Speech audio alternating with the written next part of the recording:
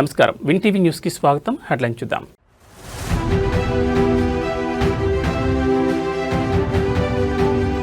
రేవంత్ రెడ్డికి హరీష్ రావు వార్నింగ్.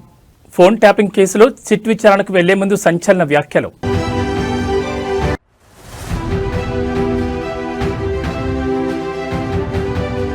వైద్య రంగంలో తెలంగాణ ప్రభుత్వం విప్లవాత్మక అడుగు.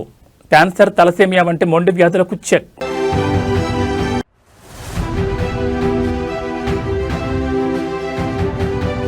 పసిడిని దాటేసిన వెండి, ఒక్కరోజే 12,000 పెరుగుదల.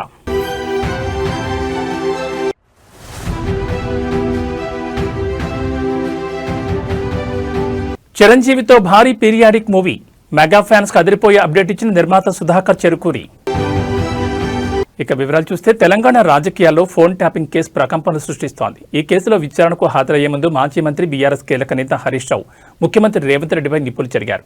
తనపై పెడుతున్న కేసులు, ఇస్తున్న నోటీసులకు తాను ఎంతమాత్రం భయపడబోనని ఆయన స్పష్టం చేశారు. రేవంత్ రెడ్డి చేసే తాటాకు చప్పులకు భయపడే ప్రసక్తి లేదు. అధికారాన్ని అడ్డం పెట్టుకుని వేధింపులకు గురిచేస్తే వచ్చే మున్సిపల్ ఎన్నికల్లో ప్రజలే కాంగ్రెస్ ప్రభుత్వానికి తగిన బుద్ధి చెప్తారని హరీష్ రావు హెచ్చరించారు. తమకు న్యాయ వ్యవస్థపై పూర్తి నమ్మకం ఉందని, అక్రమ కేసులను చట్టపరంగానే ఎదుర్కొంటామని ఆయన ధీమా వ్యక్తం చేశారు. హరీష్ రావుకు మద్దతుగా బీఆర్ఎస్ కార్యకర్తలు భారీగా తరలిరావడంతో తెలంగాణ భవన్ పరిసర ప్రాంతాలు హోరెత్తాయి. పోలీసులు కార్యకర్తలను అడ్డుకోవడంతో స్వల్ప తోపులాట జరిగి ఉద్రిక్తత చోటు చేసుకుంది. ప్రస్తుతం హరీష్ రావు సిట్ అధికారులు ఎదుట విచారణకు హాజరయ్యారు.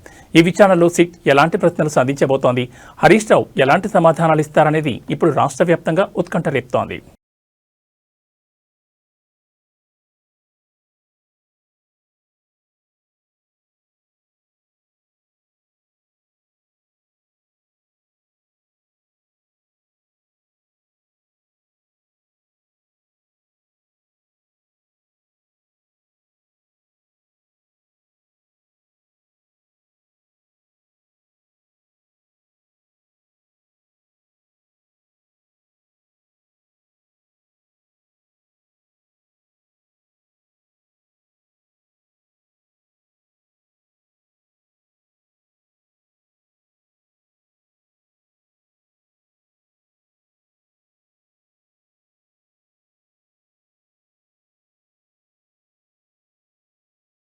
వైద్య రంగంలో తెలంగాణ మరో మైలురాయిని అధిగమించింది. నిరుపేదలకు ప్రాణదానం చేసేలా నిమ్స్ ఆసుపత్రిలో ఒక గొప్ప ప్రయోగానికి శ్రీకారం చుట్టారు మంత్రి దామోదర్ రాజనరసింహ. మందులతో నయం కాని మొండి వ్యాధులకు ఇక స్టెమ్ సెల్ థెరపీయే పరిష్కారం. క్యాన్సర్ అయినా, తలసేమియా అయినా దెబ్బతిన్న కణజాలాన్ని పునఃసృష్టి చేసే అద్భుత శక్తి ఈ స్టెమ్ సెల్స్ సొంతం. ఇప్పటి వరకు కేవలం బడా కార్పొరేట్ ఆసుపత్రులకే పరిమితమైన ఈ ఖరీదైన చికిత్సను ఇకపై సామాన్యులకు సైతం అందుబాటులోకి తెస్తోంది ప్రభుత్వం. విత్తనం నుంచి మహావృక్షం ఎలా వస్తుందో ఈ చికిత్సతో రోగులకు కొత్త జీవితం వస్తుందని మంత్రి ఆశాభావం వ్యక్తం చేశారు. అసలు ఈ స్టెమ్ సెల్ ల్యాబ్ ప్రఖ్యాతలేంటి, అక్కడ జరిగే పరిశోధనలు రోగులకు ఎలా ఉపయోగపడతాయి అనేది స్పష్టంగా తెలియజేశారు.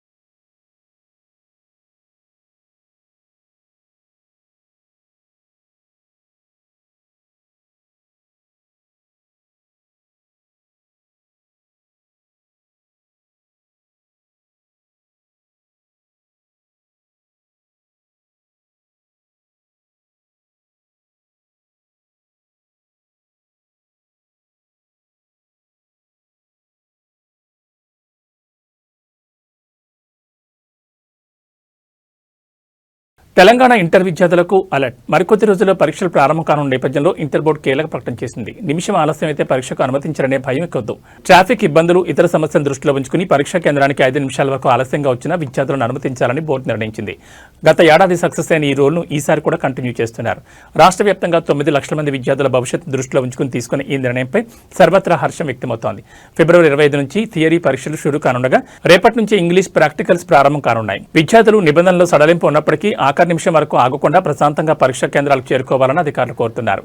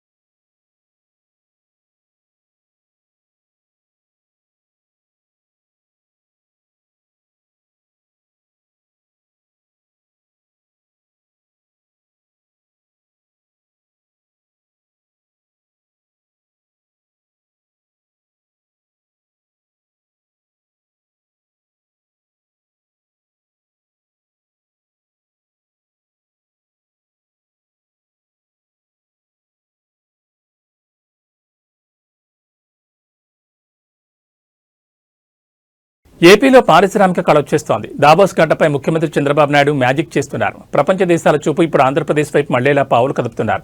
తాజాగా యూఏఈ ఆర్థిక మంత్రి అల్ మారీతో చంద్రబాబు భేటీ అయ్యారు. ఒకరు కాదు, ఇద్దరు కాదు, ఏకంగా 40 యూఏఈ సంస్థలు ఏపీలో ఇన్వెస్ట్ చేసేందుకు రెడీ అయ్యాయి. ఏపీని లాజిస్టిక్స్ గేట్వే ఆఫ్ ఇండియాగా మార్చే లక్ష్యంతో మల్టీ మోడల్ లాజిస్టిక్ పార్క్ ఏర్పాటుపై కీలక చర్చలు జరిగాయి. మరోవైపు ఫుడ్ ప్రాసెసింగ్ రంగంలో కూడా యూఏఈతో చేతులు కలుపుతోంది ఏపీ సర్కార్. పునరుత్పాదక శక్తి నుంచి పోర్ట్ సిటీల అభివృద్ధి వరకు ఏపీ భవిష్యత్తును మార్చే భారీ ఒప్పందాలు త్వరలోనే కార్యరూపం దాల్చబోతున్నాయి.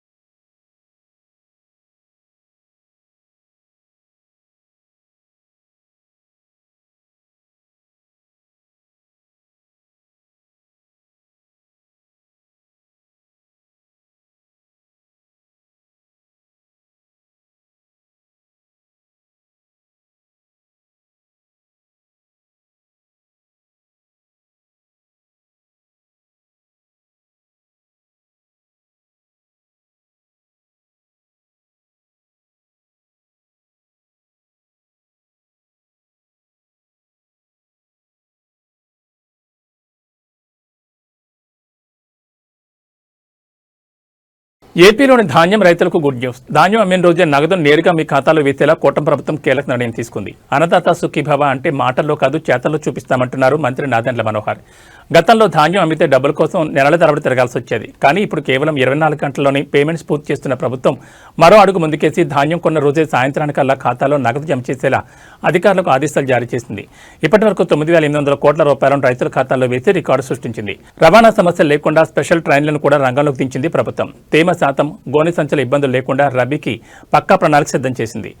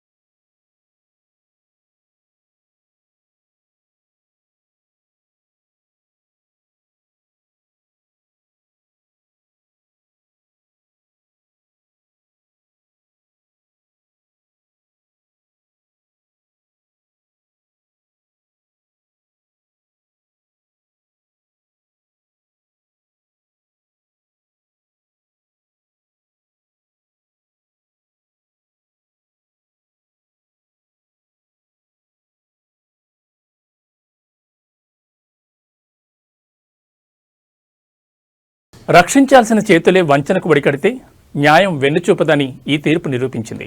ప్రేమ పేరుతో ఓ యువతి జీవితాన్ని చిన్నాభిన్నం చేసిన ఎస్ఐ రవితేజకు గుంటూరు కోర్టు 10 ఏళ్ల జైలు శిక్ష విధించింది. పోలీస్ స్టేషన్లో లా అండ్ ఆర్డర్ కాపాడాల్సిన అధికారి పెళ్లి పేరుతో ఓ నర్సును నమ్మించి గొంతుకోశాడు. అధికారి ఉంది కదా అని విర్రవీగిన రవితేజపై అత్యాచారంతో పాటు అట్రాసిటీ కేసు నమోదైంది. గత ఏడాది కాలంగా సాగిన ఈ న్యాయ పోరాటంలో చివరికి బాధితురాలకి న్యాయం చేకూరింది. యూనిఫామ్పై నమ్మకాన్ని వమ్ము చేసిన ఏ అధికారైనా చట్టం ముందు సమానమే అని కోర్టు ఈ తీర్పు ద్వారా స్పష్టం చేసింది.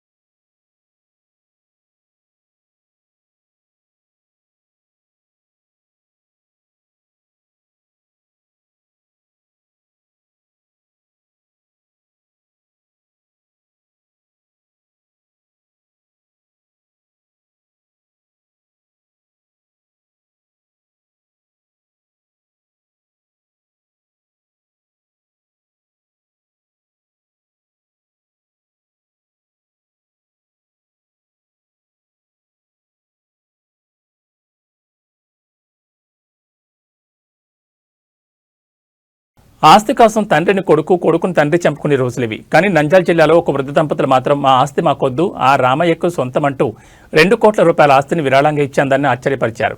పేపలి మండలం జయదుర్గం గ్రామానికి చెందిన వీరభద్రుడు, వెంకటేశ్వర దంపతులకు సంతానం లేదు. ఉన్న ఆస్తిని ఏం చేయాలో తెలియక తికమక పడలేదు. మనసున్న మనుషులుగా ఆలోచించారు. తమకున్న 2 కోట్ల విలువైన ఆస్తిని మాధవరం రామాలయానికి రాసిచ్చేశారు.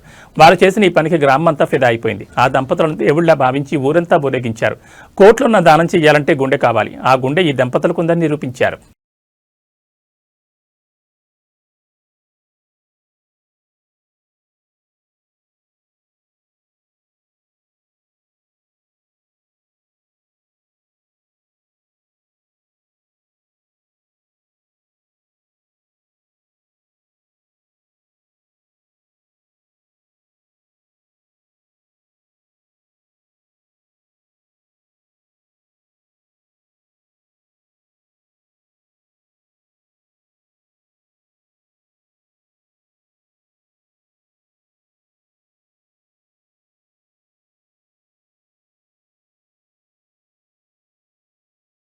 వీధి కుక్కల హత్యలపై ప్రముఖ యాంకర్ రష్మి గౌతమ్ తీవ్రస్థాయిలో విరుచుకుపడ్డారు. హైదరాబాద్ ప్రెస్ క్లబ్లో జరిగిన సమావేశంలో మాట్లాడుతూ మూగజీవాల పట్ల మనుషులు ప్రదర్శిస్తున్న క్రూరత్వంపై కన్నీటి పర్యంతమయ్యారు.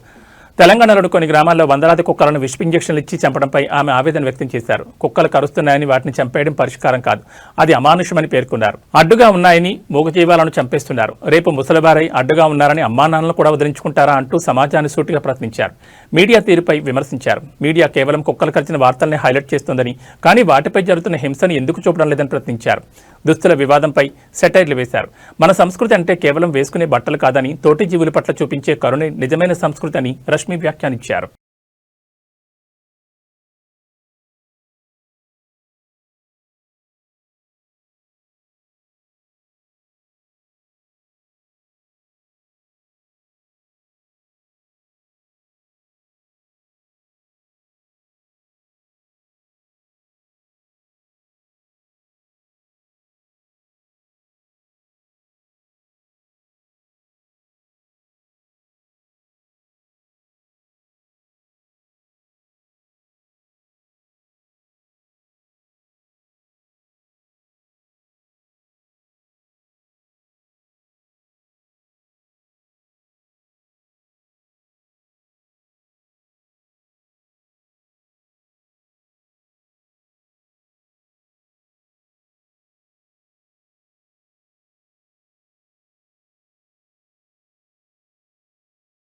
సంక్రాంతి విజేతగా నిలిచిన భరత మహాశైలకు విజ్ఞప్తి నిర్మాత సుధాకర్ చెరుకూరి తన తదుపరి ప్రాజెక్టుపై సంచలన విషయాలు వెల్లడించారు.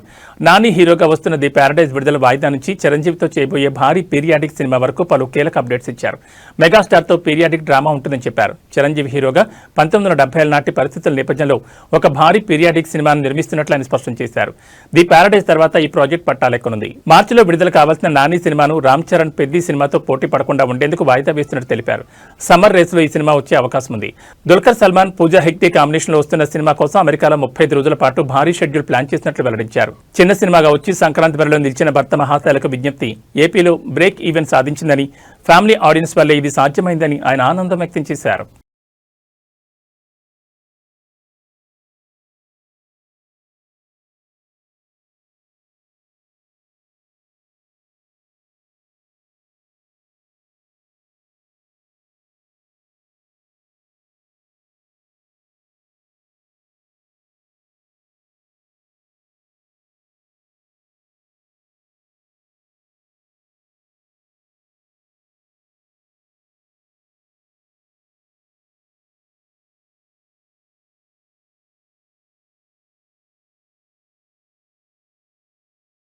వీధి కుక్కల మారణకాండపై నటి రేణు దేశాయ్ చేసిన వ్యాఖ్యలు తెలుగు రాష్ట్రాల్లో ప్రకంపనలు సృష్టిస్తున్నాయి. కేవలం జంతు హింసకే పరిమితం కాకుండా రాజకీయ నాయకులు, ఐఏఎస్ అధికారులు, జీహెచ్ఎంసీ వ్యవస్థలో పేరుకుపోయిన అవినీతిపై ఆమె ఎక్కుపెట్టిన విమర్శలు ఇప్పుడు పెను సంచలనంగా మారాయి. రాజకీయ నాయకుల నుంచి న్యాయ వ్యవస్థ వరకు ఎవరినీ వదలకుండా రేణు దేశాయ్ చేసిన వ్యాఖ్యలు సోషల్ మీడియాను షేక్ చేస్తున్నాయి. ప్రముఖ ట్రావెల్ యూట్యూబర్ అన్వేష్ ఈ వ్యాఖ్యలకు పూర్తి మద్దతు ప్రకటించారు. 2026కి ఇదే బెస్ట్ స్పీచ్ అంటూ ఆమె ధైర్యాన్ని కొనియాడారు. మరాఠీ బిడ్డ అయిన రేణు దేశాయ్ను చూస్తుంటే సాక్షాత్తు ఛత్రపతి శివాజీ మహారాజ్ ఆత్మ పూర్ణట్లుగా అనిపిస్తోందని అన్వేష్ వ్యాఖ్యానించారు. భారత్లో 4,500కు పైగా రాజకీయ పార్టీలు ఉండడం వల్లే అవినీతి రాజ్యమేలుతోందని, పార్టీల సంఖ్య తగ్గితేనే వ్యవస్థ మారుతుందని అన్వేష్ తన అభిప్రాయం వ్యక్తం చేశారు. ఈ పరిణామాలు ఇప్పుడు సోషల్ మీడియాలో నెటిజన్ల మధ్య పెద్ద యుద్ధానికి దారితీస్తున్నాయి. ఒక వర్గం ఆమె మాటల్లో వాస్తవం ఉందని అంటుంటే మరో వర్గం వ్యవస్థలను విమర్శించడానికి తప్పుపడుతోంది.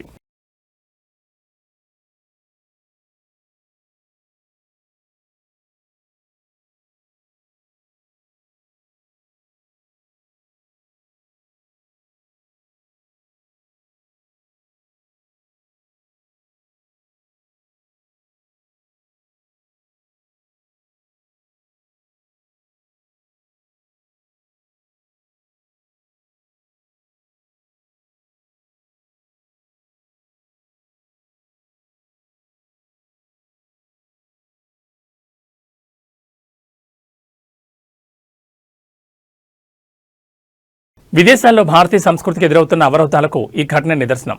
నుదుటిన తిలకం పెట్టుకుని పాఠశాలకు వెళ్లిన ఒక 8 ఏళ్ల బాలుడు అక్కడ ఎదురైన వింత పరిస్థితులకు భయపడి చివరికి బడి మారాల్సి వచ్చింది. లండన్లోని ఒక ప్రముఖ పాఠశాలలో ఈ అమానుష ఘటన వెలుచూసింది.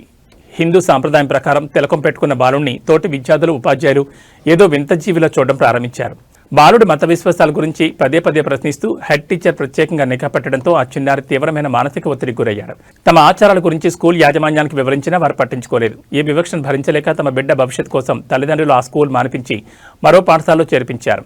గతంలో కూడా ఇదే పాఠశాల నుంచి ఇలాంటి కారణాలతోనే మరో 4 హిందూ విద్యార్థులు బయటకు వెళ్లడం గమనార్హం.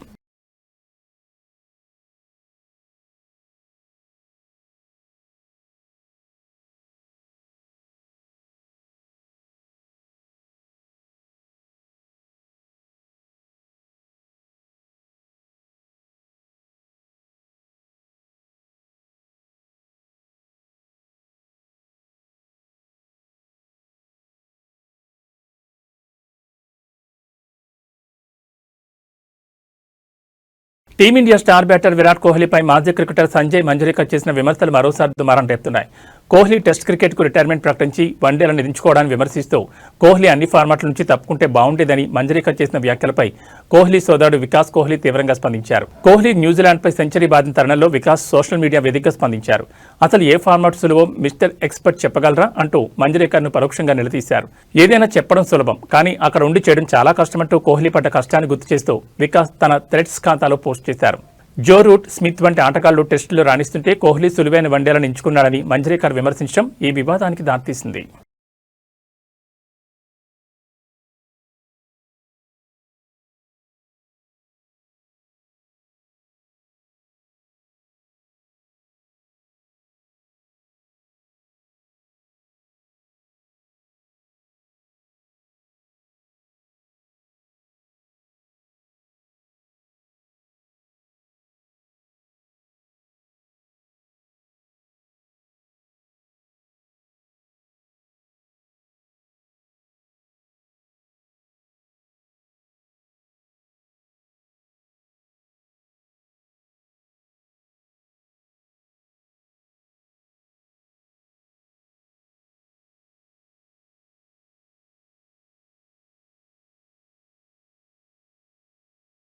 సామాన్యుడికి బంగారం ఎప్పుడో దూరమైంది. ఇప్పుడు వెండి కూడా అదే బాటలో పయనిస్తోంది.